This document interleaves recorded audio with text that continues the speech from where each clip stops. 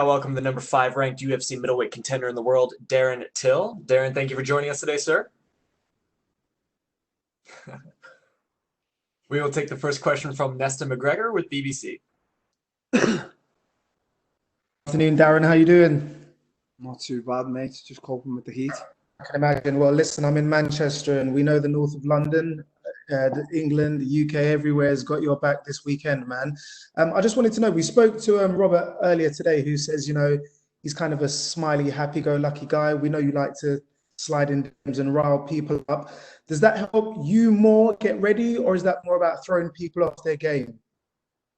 It just depends on the opponent. If it's an opponent like Rob, why not have fun, you know, because he's a very respectful character. But there's no animosity there. There's not like, I'm not trying to like get in his head. Whether I am or I'm not, you know, I don't think I am, to be quite honest. I've just been having a joke and a laugh at him. But then there's other times with opponents where, yeah, you know, sometimes it gets a little bit more heated and words get exchanged and so forth, so on. So I just think it depends on the fight and the person you're fighting. And it's hard to like sort of smack talk a guy like someone like Whitaker. It obviously makes it easier to punch someone in the face a lot harder if you kind of hate them, but I know exactly what you're saying. That was an underdog going into this, but where for you is this fight won? Just through all my training, what I've been doing in the gym, through my strategy there. I've left my strategy to my coach, and we've been doing everything in the gym. So hopefully everything we've been putting into play in the gym is going to work in the fight. So I don't actually know what I'm going to do in the fight. I know it's programmed inside of me because my coach has been programming it for the past 8 weeks. So that's how my coach probably sees me winning the fight, off him programming everything into me. Okay, two more very quick questions, and I don't mean to stir, but I don't think you can do a press conference without Conor McGregor's name being mentioned. So let's say at the end of this, you're victorious on Saturday. And White says middleweight championship, or Conor McGregor at Anfield, sold out crowd, and we can watch again. Which would you prefer? Middleweight title. Conor McGregor's a lightweight. He's 2 weights below me. Yeah. Wouldn't happen. You're not willing to drop down. The reason why I mentioned Anfield is because obviously you're a big Liverpool fan. They pick up the title tomorrow. Will you be watching? And have you got a message for the team? You know what? No, I won't be watching. I'm here to look after myself and focus on what I've got to do on Saturday. So, you know, I hope the team do well, but I'm not really interested in what anyone else is doing or any other sports is doing. I'm here to do business on Saturday. I'm here for myself and myself only, and my team and my family.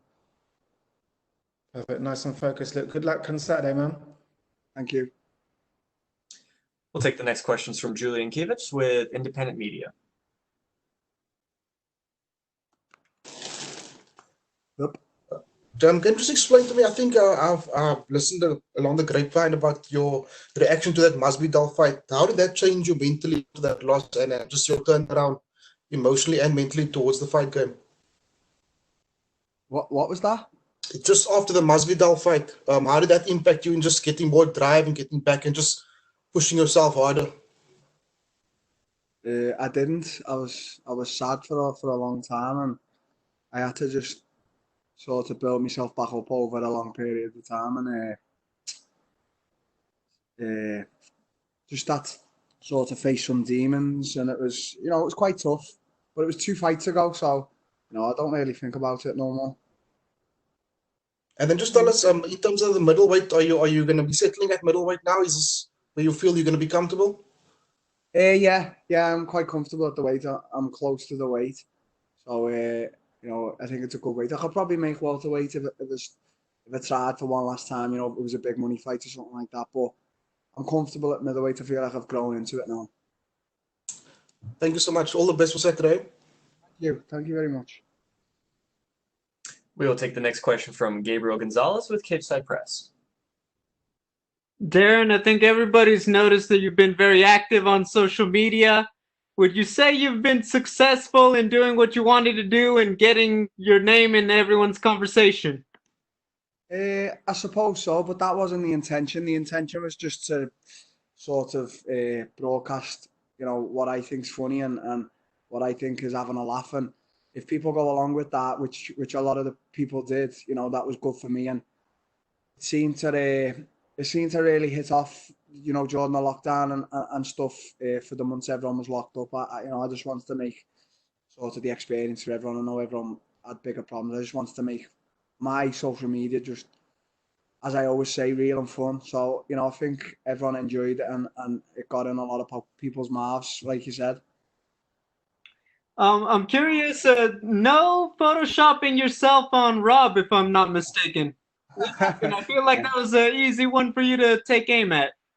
Yeah, it was, yeah. Well, I'm fighting him, aren't I? So create a little bit of something there. But I've pretty much photoshopped my face on every fighter these days. So it's becoming quite a trend amongst the fighters in social media. With all of the attention you've been getting, is it a little more disappointing for you that there's not going to be an audience on Saturday? Yeah, I suppose there is, because you know it's good to have the crowd there, and I get a little bit more nervous with the crowd because it's like, you know, as I said, it's big stage, bright lights, and I'm probably going to treat it like a sparring session. And I always, you know, I'm very calm, cool, and collected in sparring, and that's when I fight my best. So hopefully I'll be bringing my best Saturday. But yeah, I'm a little bit disappointed, but you know, it is what it is. You just have to crack on with it. You've said that you've tried to talk trash to Rob, but in your words, it just didn't work. How would you describe it? Is it just friendly rivalry? Is it just a competition? How would you describe, I guess, the tension, if any, with Whitaker? It's just business. It's just pure business. I've got no hard feelings towards him. I wish him all the best in his life and in his career and his family. And, you know, I can't trash talk a nice guy, and I don't see any fakeness inside of him. I don't see any, you know, Mr. Me. I don't see him putting any act on. So, you know, I feel like he's a real guy, and I feel like he's a friendly guy, even though, you know, he is a beast inside the cage. So, you know, Saturday it's just business, and then after that, you know, I won't hold anything towards the guy. You know, I wish him all the best, whether he wins or loses. I just, you know, I wish him the best. Final one from me. Jack Hermanson had the big win over Kelvin Gastelum on Saturday. He said he wants the winner of you and Rob. Does that one interest you, or do you think you have your sights set on someone else if you win? If I win, I'm fighting Israel Adesanya, and that's all it is to it. Thank you. We will take our next question from Joe Coleman with TalkSport. Hi, Darren. Thanks. First thing I've got to ask, what was the hit of Liverpool's Premier League title? Oh, it was good. I went down to the ground, and but I couldn't stay long because I had training the next day. So I only stayed till about 1 in the morning and celebrated with all the fans. And there was a few Liverpool players there, so you know, it was good. And then the next day, they all went down to the Albert Dock, like, which is our sort of pierhead. It was good. It was good. Really good. Amazing. I'm sure you'll get to properly celebrate the weekend. Your story from kind of the streets of Liverpool, favelas of Brazil. You know, I love the story of Alisson, Nigueras and everything. To be where you are now, I mean, it must fill you. Yeah, I just, you know, I'm sort of living a dream. I've just bought my first house, and you know, just coming out into this every day, another place, another main event, another city, another country. You know, I always speak with me and my coach and the guys. You know, we were sitting on the beach today, and we're truly we're blessed, but we've worked hard to be where we are. You know, we haven't got here by chance or by, you know, a lucky streak. We've proper put hard work and hard grafting. So, you know, we deserve to be here, me and all my team. Of course, yeah. And we saw in your middleweight debut last time out, you were very composed. The game plan that you and Colin worked on obviously went into, you know, complete focus mode. Can we expect to see a similar type of performance, do you think, on Saturday? I think we're going to stick to the game plan. I think maybe a little bit more of added aggression inside the octagon. But yeah, you know, always stick to the game plan. And if only I would have done it against Masvidal, I would probably be on the cover of EA Sports right now. So, but no, you can't fight every fight perfection, and it's not like that. The fight game is certainly not like that, especially in MMA. That's why it doesn't matter who you're fighting. They could have a big belly or anything. You can never underestimate or overlook any fighter.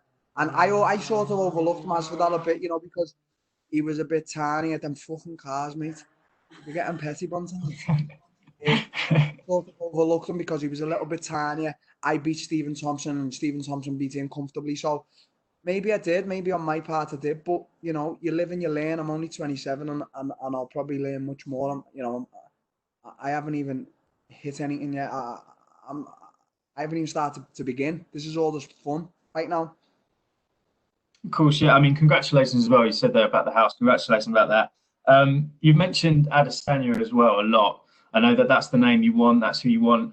Dana White has mentioned potentially bringing back the Ultimate Fighter. Now, I can imagine you two as coaches, that would be just absolute blockbuster stuff. Is that something that maybe tickles your fancy? Could you see yourself doing that? Yeah, for sure. If him and Costa don't do it, and if him and Costa don't fight, which I don't know if I see it. Yeah, I'll step in. Like after this fight Saturday, you know, if all goes well and I win, I'm gonna jump straight back. I'm gonna have a week off and jump straight back into training and stay ready for September time. And you know, something could happen. You know, even if the fight doesn't go ahead September, and you know, decide to make it tough and it's me and him, yeah, I'm all for that. And as I said, it's another experience and it's another, you know, it's sort of another medal to everything I've already, you know, achieved and done. So yeah, I'm up for it. Just one last one from me, Darren. Tom Aspinall, your teammate's making his debut in the UFC as well. I mean, British fans have seen just a glimpse of what he's capable of. What do you think the world is in store for? Because I mean, he's got so much pedigree, hasn't he? Yeah, you know, I train with him on a daily basis, and I struggle with him even in my department where I'm a master at. You know, striking. He's such a fast guy for heavyweight. You'll hear everyone who trains with him or sees him saying it, and even who sees him fight, he's so fast for heavyweight. He dances around like nothing I've seen. And, you know, I can only speak from what I've seen in the gym and from his preparation. That's all been 100% and perfect, and his diet. But it's all down to him now, how he performs. It's not down to me or down to Colin. It's all on him. He's got to go out there. He's got to show the world. He's got to perform. He's got to, you know, even if he goes out there and it's a 3-round masterclass between both of them and he wins or loses, you know, he's just got to go out there and show the world and show Dana White why he deserves to be here. And I truly believe he does deserve to be here. So it's all on him now. I've got nothing to do with the man anymore. He's going out there Saturday for himself, for his family. And, you know, I can't wait to watch him while I'm in the back getting warm. Amazing. Thank you very much for your time, Darren, and good luck on Saturday. We will take our next questions from Alistair Bishop with MMA Republic. You okay, mate? Fantastic. Darren, my first question is you posted a bit of a transformation picture on social media. So how hard was it coming out of quarantine back into training? It actually wasn't so difficult. I was quite big because obviously, you know, all we were doing was lazing around. But as soon as the lockdown was sort of announced from the government, I just carried on training once a day, wherever I could and however I could. So I was training, I was keeping in shape, but also I was eating a lot at the same time and, you know, getting quite big and buff. So as soon as, you know, the fight got announced, we just got back in and just sort of trimmed up a bit, cut a lot of stuff out. But with regards to being like fighting fit, I was quite okay because I'd stayed in good shape throughout lockdown.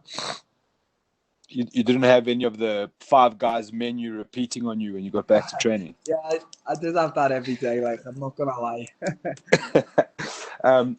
Congratulations on the birth of your daughter. You also had a little quarantine surprise there. Yeah. How motivating is that for you now, becoming more of a family man and your family's growing? Well, how does that motivate you now? It doesn't. It never has. It never will. You know, why shouldn't, you know, obviously everything I do now, let's say financial wise and money wise, is all for my family and for my kids to set them up for life. But I was motivated before, you know, my family and my kids, and I'll be motivated, you know, I'll always be motivated now. And obviously there's sometimes, you know, when you're down and the images of them come into your head, but it's not to say that I'm not going to sit here cliche and say everything I do now is for them. You know, everything money-wise and financial-wise, and obviously for them to be proud of the father is right. But, you know, I just don't like it when people say, oh, there's extra motivation there. You should have been motivated from the start. You should have been motivated from the minute you started fighting. You should have had 100% in the gym every single day. I always say, if you're not going to give 100%, there's no point you going. And there's days like where I know I won't give 100%, and there's days I don't go, because it's pointless me being there wasting my time and wasting my coach's time. You mentioned the heat briefly as you sat down. How hard? I was in Abu Dhabi last year for the Khabib card, and I know what it's like there. How hard is it to adjust to the heat moving around there at the moment? It's at the moment it's quite sweaty. It's good. You get your little slight breezes, but it's hot. We went to the beach today and it was super hot. I think it was like 43, something like that. So, you know, it was sweaty. It was hard. It was hard to breathe. Does it make weight cutting a little bit easier? Looking up, so. Thank you, man. All the best. Thank you. And we will take our next questions from Luis Green with MMA Crazy. Hi, Dan. You mentioned before about your teammate his UFC debut. But you've also got your teammate Mike Grundy as well. So what's it like been on the run up to this fight, having them, you know, and having them being all together in the run up to this fight? Yeah, it's like a team Carbon takeover on Fight Island sort of thing. You know, there's about 7 or 8 of us out here, and we're all just chill. We haven't even spoke about the fight. Not one bit. We've just trained, we've chilled, we've went to the beach, we've ate, we're eating good food, you know, we're sleeping well, we're getting along, we're having laughs. That's what it's about, you know, we're all here to enjoy this experience, and then Saturday we're going to fight. So, yeah, it's sort of like a little team Carbon takeover, and, you know, as I said before, with Tom, Grundy and Tom are here to do their business, and I'm here to do mine. So, you know, let's hope we're all prepared and we're all going to show for it on Saturday. Yeah, nice. And obviously Whitaker being a former champion, how important is this matchup for you in terms of getting you closer to a shot at that title? It is important. I want the title. I want to fight Adesanya, but, you know, I'm putting every ounce of energy and spirit and soul, everything I've got into this fight, because this fight means everything to me. Like every fight I fight means everything to me. So, you know, obviously I think about the belt, and I think about fighting Adesanya, and I think about fighting welterweight again. But, you know, when I've been in the gym and everything, every ounce of energy, soul and spirit I've got has gone into beating Robert Whitaker. That's all that matters right now. And, you know, when you think about the fight, how do you imagine it playing out? Me knocking him out, hopefully. I don't ever imagine him knocking me out, you know. So that's it. I imagine myself knocking him out, hopefully. Okay, cool. And you obviously mentioned about, you know, you want Israel Adesanya next if you do get the win. What is your prediction for Israel taking on Paulo Costa next? How do you see that playing out? We'll have to see. I'll have to make the prediction when they've both made weight, because, you know, up to now, nothing seems concrete. But I think it's a 50-50. I think Adesanya a little bit more, because he's a bit more technical. But Costa's a big power puncher, and he's powerful, and he can go to 5 rounds. So I think it's a 50-50 fight at the moment. Okay, thank you. Thank you. And we will take our last questions from Damon Martin with MMA Fighting. Hey, Dan. You know, maybe fight for a lot of money, you would consider going back to welterweight, but you seem so much healthier and happier at middleweight. Is it weird to think about making these cuts to welterweight? We see Anthony Johnson now. We're like, how did that guy ever make welterweight? Do you feel the same way? You're like, how did I ever do that to myself? Yeah. Because I get dry now when I'm like cutting to middleweight. Not so dry, but, you know, I can sort of feel my bones, and like my muscles pop out a bit more when I'm like getting below the 90 kilos. And when I used to make welterweight, you know, when I was getting, you know, when I was around like 88, 87, 89, I was still big, you know, I was still buff and that and stuff. But now like I'm under the 90s, close to middleweight, and I can feel all my bones sticking out. So it's just weird that my body's made that much of a change in so quick time. But if it was dead and the money was right and the fight was big enough, I could do one last hurrah. I know Usman's the champion now, so you never know. You never know. You mentioned, Robert Whitaker, former champion, is like a perfect fight for you to earn the title shot. But Robert has gone through some wars. The fights with Yoel Romero, obviously the knockout with Adesanya. Do you feel like testing his chin will be a big part of this fight to see if he can still take that damage? Because we know you can only take so many punches in this sport. Yeah, of course. I feel like it's one big thing I've always thought throughout my career, that the wars take the toll on you, and whoever you are, you can see them taking the toll. Like, when you look at guys, no disrespect, but when you look at guys like Justin Gage, and I look at Max Holloway now, and sometimes I see glimpses of them like slaying a little bit because of the wars they've been in, and all respect to the wars, but it ain't a smart choice when you're fighting. You want to sort of look in the direction of Floyd Mayweather, something like that. He's 40 plus, whatever he is now, and he's got all his brain cells and that because he hardly got it. So I think them wars, yeah, they're good, but they take the toll on you, and they do take the toll on your chin. So I think anyone I touch anyway, at middleweight now, I've found myself, I'm gonna hit with with that left hand, but we'll see. Dana White said, when you moved up, you didn't want an easy fight. You didn't want to test. You wanted to fight into the Gastelum fight, which he was coming off the Adesanya, and now you're getting a former champion in Robert Whitaker. Do you feel like the progression here going into a title shot would just make sense considering where Robert Whitaker is, former champion? Do you feel like it wouldn't make sense to fight anything else but the champion after this?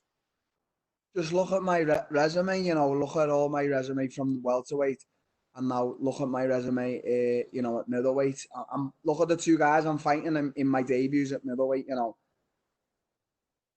Of course, I deserve a title shot. I've never campaigned for it, even when I beat Stephen Thompson in my hometown. I didn't campaign for the title shot, but I feel like the stars have aligned now. I beat Gastelum, easily, might I add, and he gave Adesanya the most trouble. And now, Saturday I see myself beating Whitaker. I'm beating two of the best guys in middleweight. Where do you want me to go? Do you want me to go backwards? So, all these guys calling my name, yeah, we're probably going to meet someday. I'm not avoiding you, and you aren't avoiding me, but, I'm looking forward. So we'll see what happens Saturday. So, I beat Whitaker. I don't want to hear any other name come out of anyone's mouth apart from Israel Adesanya. And last question for me, you mentioned Adesanya. You said that the fight would cost us 50 either way.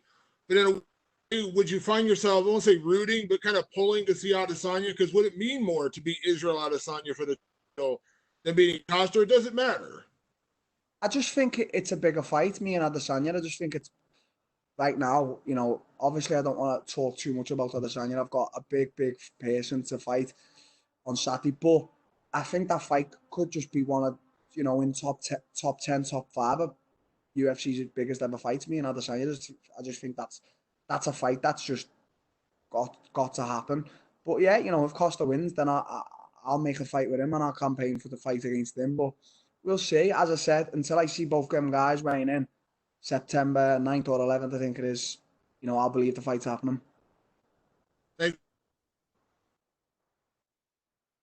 Thank you so much, Darren. That is all the time we had for you. Thank you for joining us today. Thanks.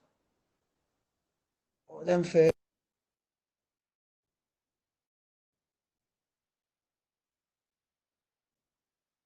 That concludes today's virtual media.